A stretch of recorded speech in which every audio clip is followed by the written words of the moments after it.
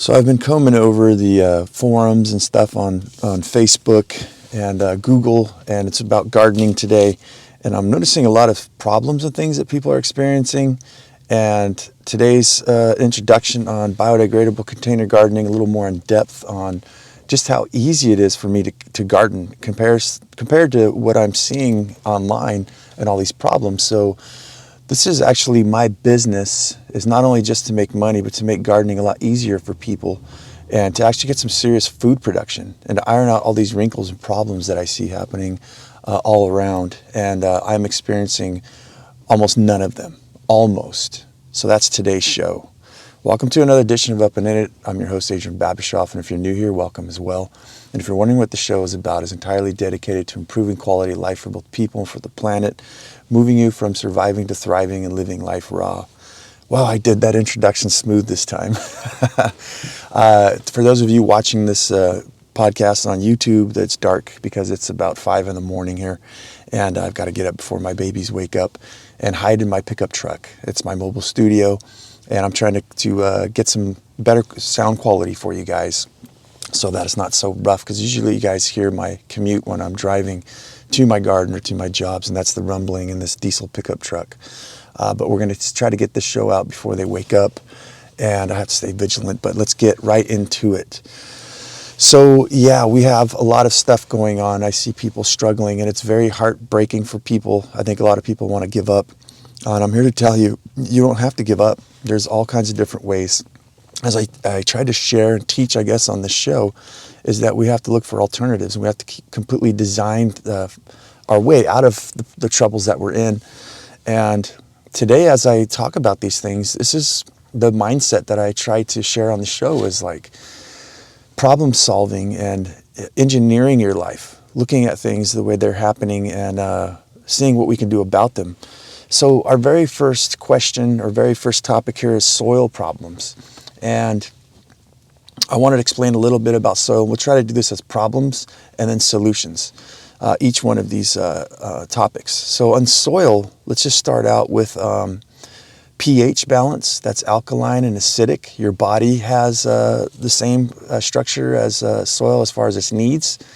This means that we have a very alkaline, non-acidic, and a very acidic. And it could be from a scale from 1 to 10 if you're looking at it on a graph. And it's very interesting that the saliva from your mouth for optimal tooth care, dental care, is about 6.5 to 7.2.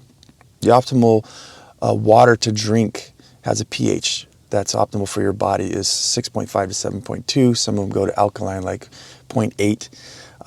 I learned your urine is the same thing. You can tell if, like my puppy, when she'd get a urinary tract infection, we wanted to check the pH in it, and the optimal pH was, guess what, 6.5 to 7.2. Well, that's the same thing in your soil. It's the same thing inside your body. It seems like it's universal for everything. And what does this exactly mean as far as for gardening is that when the scale gets slid one way or the other, certain nutrients are left out, such as like magnesium and zinc and things like that. Like there needs to be this optimal line, which is 6.5 to 7.2, and depending on who you're listening to, there's variations in that number, but it's pretty much in that range there. So that means that a lot of things in your soils, in your garden, your plants aren't able to take up. Now, here's the biggest problem. Now that we figured out what pH sort of is in short, you can imagine your soil like a sponge, like a dish sponge. And if you dried that sponge out and you wet a bunch of other sponges around it and circled it, put them around that one sponge, you would see that dry one would start sucking up the whatever's inside the other sponges, all the moisture. Everything's affected. Well, your soil is no different. And all this is really my opinion. It kind of pisses me off because I'm looking for answers, and it seems like a lot of people are trying to stand out and be like the person, the known, this is what is, it's fact. And I don't know, I've done trials and errors, and things just didn't work out the way people, so-called professionals and specialists said it was. So I'm here to just give you my opinion. But yeah, our soil is like a sponge, and this involves with your pH and everything. So you can imagine your little patch of dirt that you're trying to nudge, meaning we'll put some additives such as garden lime and things like that to bring the pH down and to be able to give more nutrients. it's sucking off, it's leaching off all around it. So it's very, very difficult to find a way to actually make the soil do what you want. And that's essentially what I'm taking from Paul Wheaton from thepermies.com, some of his podcasts I listened to a few years ago. He's like, he's trying to make nature our bitch. Oh, I'm sorry too, this is a potty mouth podcast. Sometimes some bad language comes out, but so yeah, we're trying to nudge it. Farmers are trying to do this too. And now we're getting salts on the soils. We're getting all kinds of problems because we're just keep spraying and spraying and trying to nudge nature to do what we want it to do. And nature doesn't really care. So let me explain another thing to you guys here about soil. It's like tides in an ocean, meaning that there's different pHs, there's different nutrients and stuff available, and there's different types of soil that could be affected by things. So one of the ways that you can tell is if you go out to the forest, we'll start with that, and you'll notice that berry bushes will grow on the edges of the forest. Anywhere where there's openings, any edges, not condensed in the middle of the pines, in the middle of the alders or the oaks or anything like that. They're kind of spread out, and there's kind of an area that works for them. Well, this is like a sign telling you there's something going on with that soil at that edge. At my 5-acre property I was renting here in Sunnyside, California, San Diego, there was a stinging nettle that would show up. And from what I learned, stinging nettle is a good sign of nitrogen, which is I'm sure a lot of you guys know, it's a very, it's like a gas. It's a very good thing for plants to grow. We'll just keep it at that. But stinging nettle is a very good sign, a superficial sign of where nitrogen is. It loves nitrogen. So when you think about soil as an ocean, my view was, that's when it popped and really clicked in my head, is that you can actually see like a wave, like the wet. If you guys ever been to the beach, I'm sure most of you have, and you've seen like the patterns of the water, how it's all zigzagged. Some of the water where on the edge of the shore, I guess I mean, is like kind of, it's not in a straight line. Well, you could see that. You can follow the stinging nettle and see where it's like a little tiny stinging nettle forest. And that what it was happening is that stinging nettle was telling me where the nitrogen was and where it wasn't. And there'd be little patches. So it's like an ocean of currents. You never know what you're going to get. To go a little bit deeper, you can imagine we would take an entire mountain range and we would level the whole thing with soil on top. You would have all these peaks and valleys under the soil, right? So this is like your hard pan, like hard compacted dirt, let's just say, to keep it simple. It's like a flooring, but there's no such thing as just a flat flooring. We never knew what happened in the past there. So there could be these little pockets, right?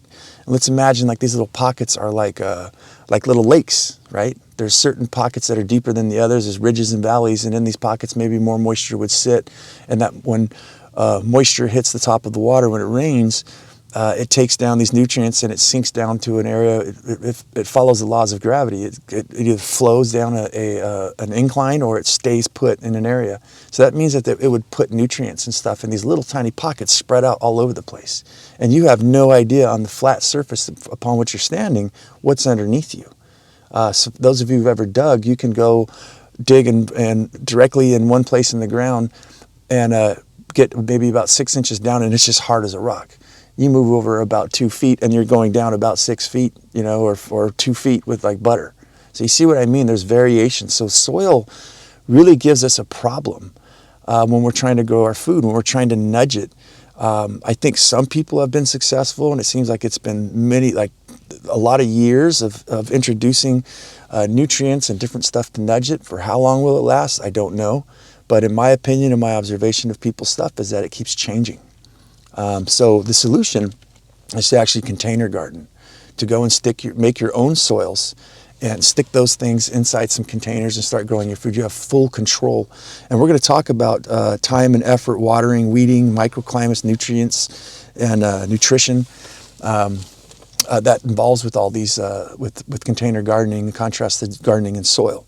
Now, am I saying that soil gardening should just be out? We shouldn't do it anymore. Screw it. No, I'm not saying that at all. I think some of you people have different areas, which we're going to get into, microclimates, that works for you, and some people it doesn't.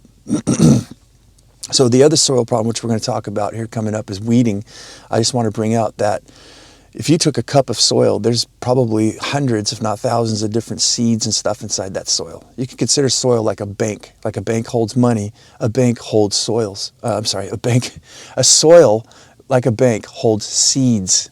And some of these seeds are waiting to burn. They won't grow until when fire comes, they sense it. Some of them are so woody packed, meaning that you can soak them in water for days and they will not germinate. They have the right types of conditions. These plants, like all living things, have adapted through hundreds, if not thousands, not millions of years to survive. And that's the law of nature. Everything wants to survive. So a lot of these plants develop these seeds to survive harsh conditions such as ice and heat and everything. And they're there. They're not going anywhere. So when you start off with your own soil, you don't have these problems. And that's going to bring us into time and effort. So because I make my own soil out of, say, coconut coir, peat moss, vermiculite, perlite, worm castings, and compost, there's very few seeds inside my garden. Because everything's in containers, it's very simple. We eliminate a lot of time that it takes to till up the soil and do these type of things, and then the guesswork. You plant stuff. I'll give you guys time and effort plus soil problems. I spin farm, which means I'm gardening off somebody else's property right now, and the people who are letting me do that have a garden adjacent to mine. Well, powdery mildew has popped up on 4 or 3 different corners of her place. She can't figure out why or what, but it's only in those areas, and she's got all these problems. With me, mine's pretty much good. We are experiencing some problems with a little bit powdery mildew, but I think it's the spores and things that are happening, but I can easily pick up my garden and my containers and move them to another area. Whereas this person's pretty much stuck, and there's something going on in that soil, and there's no nudging it, there's no nothing, you just got to deal with it. So making your own soils, you're able to move these things around, like I said, and it gives you free mobility, and there's so much that I don't think we're going to be able to pack this all in. I keep looking over my shoulder to make sure my daughter's not up and awake and about. But yeah, let's move on. So time and effort, I think, is one of the biggest problems with people gardening. There's a lot of things that take up time, like pests and watering and weeding and fertilizing and all those type of things. I think pests is probably the biggest one, and watering. So let's move on, because I guess those time and effort, I wanted to explain to you guys that it doesn't have to take a huge amount of your time. My gardens, to give you guys, for instance, I can show up once a week and I can literally walk through and maintenance the whole thing, as long as there's no broken water line or something. But I could pretty much maintenance that whole thing within about, I'd say, 15 to 20 minutes, maybe half an hour, let's say an hour at tops, once a week. The majority of the work with what I'm doing by container gardening, which I'm going to share a lot more. I won't have time to give you guys all details in here. I just want to give you guys problems and solutions. By isolating my soils, hanging them in baskets, and automating a lot of things, I don't really have much time at all. And to prove that, you guys can watch me, because I'm actually moving my entire operations to another larger location, because I've noticed it takes least amount of my time and effort that I can go actually bigger, and I'd like to produce as much of my own food as I can. So pests, we have a lot of different pests, such as let's start off with, I guess, in the ground, and we'll work our way up into the sky. So a lot of people here in Sunnyside, California, are having problems with gophers and moles. So they plant their stuff, they bury some chicken wire in the ground, the chicken wire rusts. We have lots of problems with that kind of stuff.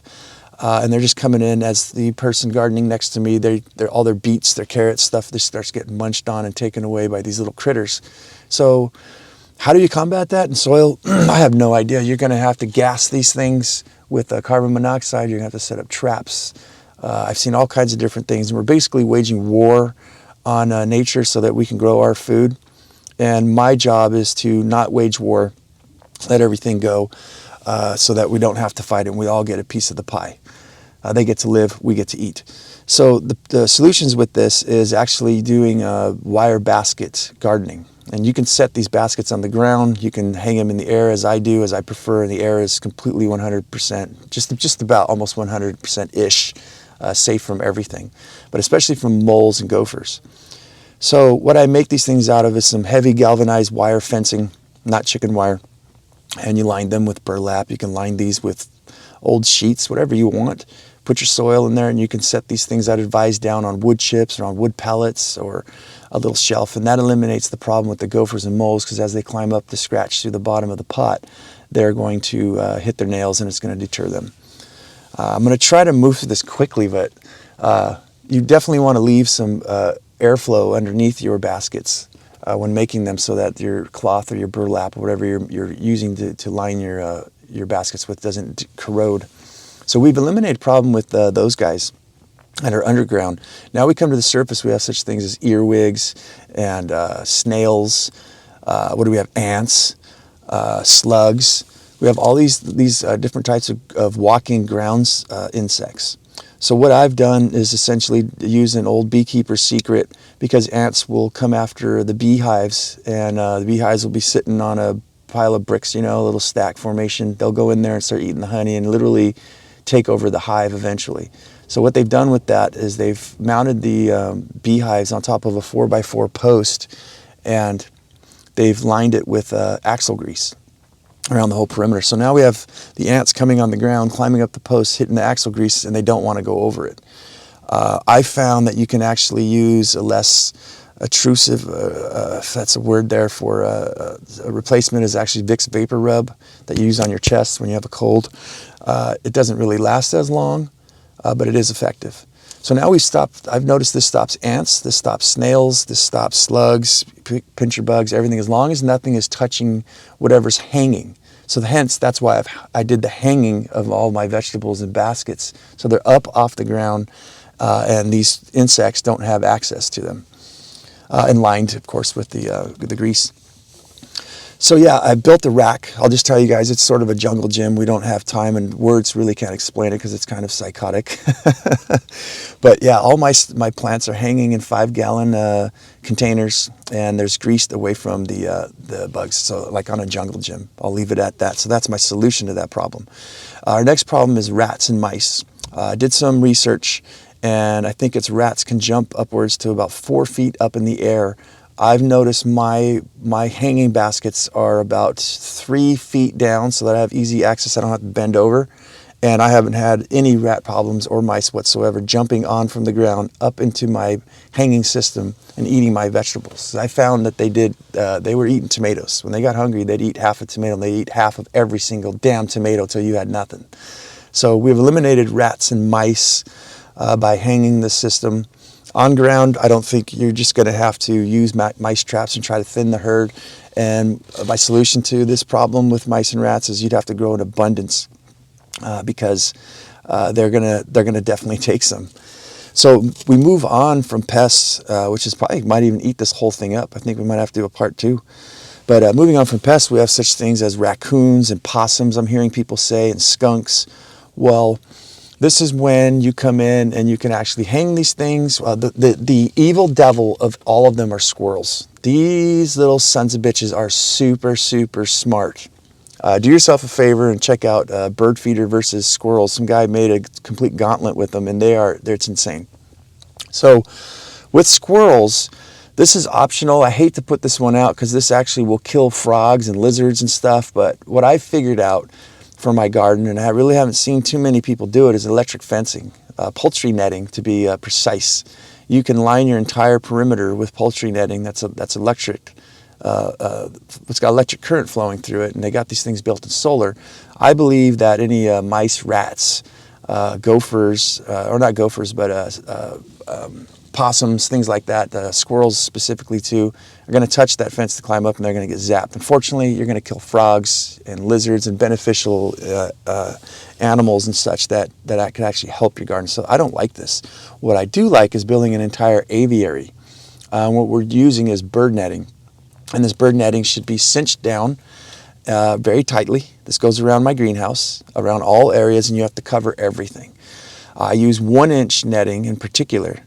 And this seems to keep out the squirrels and the skunks and also we'll stick to the ground. We've eliminated that. Once they get in, if there is mice and stuff, like I said, they can't really jump up because everything's hanging out of their jumping range. So we solved that problem with using the bird netting. The next thing that we have is the birds. We go from the sky. And I've had birds coming in, noticeably here in San Diego when the weather dries everything up. It looks like a desert out here. There's no more food. All their stuff's depleted. They are looking to get into my garden, and they have. And the way I know this is I have a game camera. I found something eating half my tomatoes again. I thought it was rats, but it was birds, a particular species of bird that keeps returning. So the bird netting has actually eliminated that. Give you guys a little secret tip here as well. I have not had to deal with cabbage moths or tomato hornworms. Basically, a lot of these leaf eating insects, these worms, are brought in by a certain moth. The 1-inch pattern of the bird netting is actually disrupting their flight. And they're unable to get through to lay their eggs on top of, say, things like my tomatoes or the cabbage moth on top of my kale. So it seems like we've eliminated that. It's only been about a month now, but I haven't noticed any worms, and I think it's almost safe to say that it works against the cabbage moths and hornworms and stuff like that. So it's doubling, and it also lets the bees fly through and come in and out. There's so many things I'd like to share with you guys here. Tip is not to buy the cheap little, you can tell it's like $16 for a huge quantity of this cheap little plastic bird netting that it's very, very thin. I think a thicker one that's a little more visible too, like a black, the bees can actually see, and it doesn't disrupt their flight pattern. They can come in and out and pollinate your garden with ease. So I can't think, the only problems I'm experiencing in my garden right now is powdery mildew. And that's easily taken care of if you catch it early enough with certain sprays like neem oil. I am using horsetail tea as an experiment to see if that works.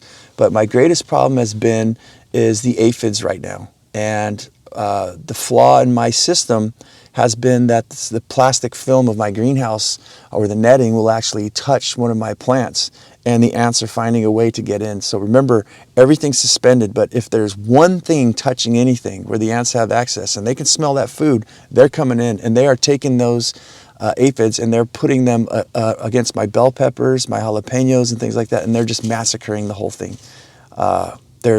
I've got to redesign. That's why in this move that we're making, we're going to redesign that and show you what went wrong with that. But as long as nothing's touching, I'll give you guys a little story. There was a piece of burlap string, because that's what I make my garden out of, coming down one basket and touching the ground, and these gladiator ants were climbing up by the thousands up that string and just terrorizing my garden. As soon as I removed that, they didn't know what to do. So I've eliminated a lot of pest problems for you guys. I'm running out of time here. I'd like to skim over. Let me know in the comments if you guys want me to do more. But what's nice about doing container gardening and having automatic watering, which I didn't mention here, is that there's no way to overwater. Some people in their gardens will flood. They'll set up a timer, set up a water hose, and it just starts flooding their garden. They end up killing stuff. What's nice about getting the soils that I make, which I'll need to go into detail on a show, I think I did on an introduction to biodegradable container gardening, but there's no way to overwater. All the water you put in, if you overwater, it pours out the bottom, ends up on the ground.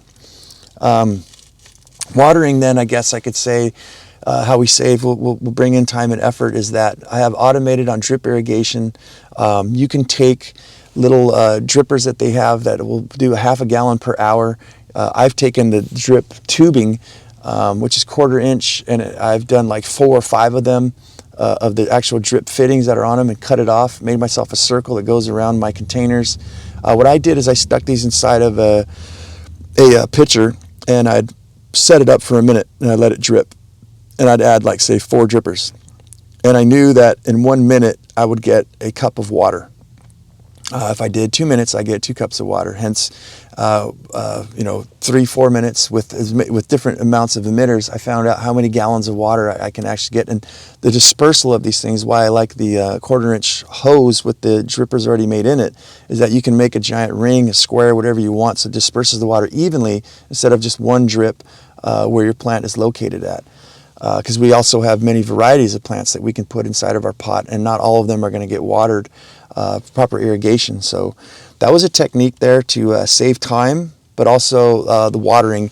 And I'd like to bring out too, which I should have done in the beginning of the show, is that my study and observation of the spin farmers who do, like Curtis Stone, a lot of another guy that I read, bought his book when spin farming first came out. I think it's the guy that Curtis Stone started out with. But if what they did is they layered everything in time, and weeding and watering took up the most time.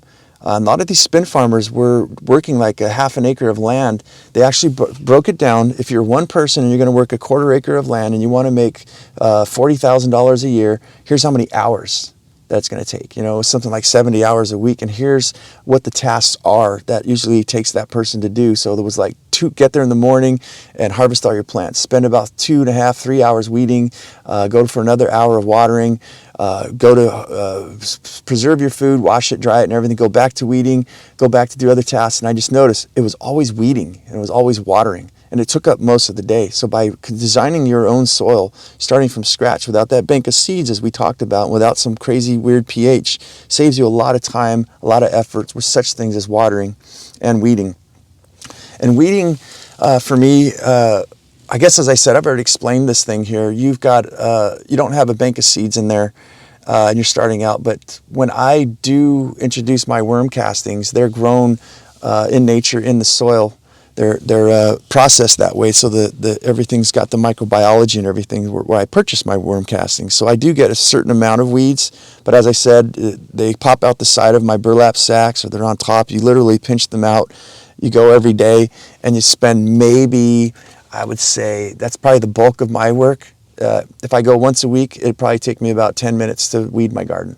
And I'm talking, my garden, to give you guys some perspective, is basically near about just under 300, I guess you could say square feet, 300 different varieties of plants, 300 different containers. So I'm borderline farming, gardening here. Very easy. I want to talk about some problems here with microclimates and solutions, though. So what's nice is that all the things that I spoke about, pH in soils, pests, birds, lizards, frogs, squirrels, you can go from one end of a property down a block to another in a city or even in a farm, and you're going to find that these people don't have aphids in this area. Maybe not yet because there wasn't food grown there, but they don't have the pressure that someone else may have in another area. These are called microclimates. And it's almost like everybody has their own country, you know, and this could be from just, like I said, your neighbor down the street, 4 houses down. A lot plays into effect. Soil conditions. If the area was scraped when they were building the house to level it, they took all the topsoil out of there and you're left with this bare soil that's really close to the hard pan, you know, and you don't have a lot of soft stuff. There's a lot of different things that could happen. Somebody could have dumped chemicals or something in the area. That's why your plants don't grow. Going on my, for those of you who don't, just heard that I'm moving my operations to a new spin farm location. Well, I had 30 offers and of people offering me to farm their property. And when I went there, I saw their garden. They're like, yeah, everything just died. It just died. This is the second year. Like, I'm so frustrated. So it's just interesting to see all these different microclimates and areas that people have, and people are having different issues. So the way that the things that I'm speaking to you guys today is we're eliminating most of those. So yeah, you have such things too as like a brick wall. If your whole backyard was surrounded by, like, say, a 6-foot brick wall, in the wintertime, the sun's hitting that brick wall and it's heating it up, right? So let's say you put your garden on the south-facing brick wall. At nighttime, there's heat emitting off that thing, and it's giving you a different microclimate than you even have on the other north side of your backyard. So there's all kinds of different pockets and things, and some stuff grows better than in areas than others. Like, some people will grow a certain species of tomato where other people can't. I'll tell you guys a story. I was not certified, I guess. I have to stop saying that, but I was taught by an aquaponics company out of the island of the Big Island of Hawaii. And as they said, people said, you cannot grow lettuce here. And they had the same assumption that I have, where they tried about 60, 70, 100 different species till they found one species that actually fit their microclimate, right, their area, and actually started growing. And they found a couple of them. So just because people say lettuce in general won't grow doesn't mean that there isn't hundreds of different varieties. You got to keep trying to find out which ones will. And they will acclimate to your area. There's a whole thing on Joseph Loft House. You guys should check out Joseph Loft House, L-O-F-T House. He's doing land racing. So he basically grows stuff. Most of it dies. He saves the seed, does this for about 3 years till his plants actually adapt to his area. And it's amazing stuff.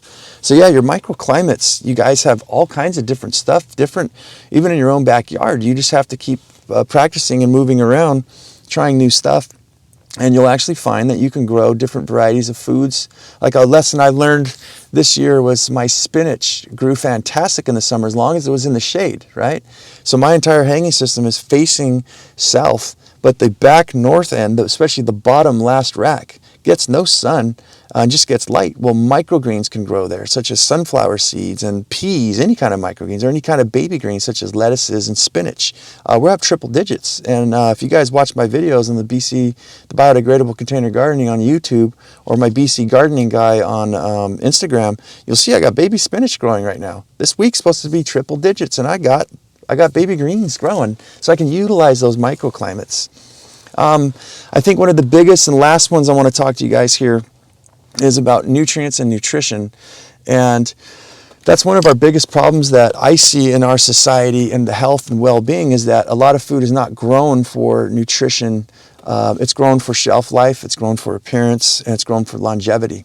So it's not grown for healthy. I mean, there's so many different vitamins and minerals that plants need to grow. So just because they look good doesn't mean that they're vitamin rich. I base my information off of what's his name? Vincent Weston A. Price. He was a dentist in the 1940s, I forget, back in the early 19th part of the 19th century. And he traveled the world and studied indigenous people and nutrition and everything. He lost his son. But what Weston Price found was that people's teeth weren't so deformed in these areas where they produced all their own food, but it was also studying the nutrition of what's going on in this region. There's more soils where the water hasn't leached out all the nutrients and everything, so they did fairly well. So with you guys, I'm going to get my soil sample in soon. I'm testing my batch that I'm making to find out what's in it and what's not. A soil sample is going to tell you what nutrients you have. Unlike, remember we were talking about the sponge? So if you introduce something into your garden, or into your soils in your container gardening, you have control over the levels of not just the nutrients, but the pH and everything. So you can add, you can amend, you can do many things, and it actually stays preserved. It's not going to be leached out by something next to it. So I hope that all helped you guys out there. This is a replacement too. This is episode 119, I believe, of the last podcast I did, which was horrible. I think I'm just going to remove it and replace it with this. So, yeah, that's the show, guys. I got to get up and make sure my daughter's not running around. I got a special needs daughter with diapers. Make sure she's not up in the kitchen right now. So, thanks for having me. Thanks for being here. If you guys like this sort of thing, check out the Facebook Up and In It, Facebook and Instagram, TikTok, YouTube. We post these videos live here. And so as I always say, don't lose your muchness. Go out there and have yourself a near-life experience. Carry on the fire. Human up. I'm missing one, but live it, love it, own it, and bone it, my friends.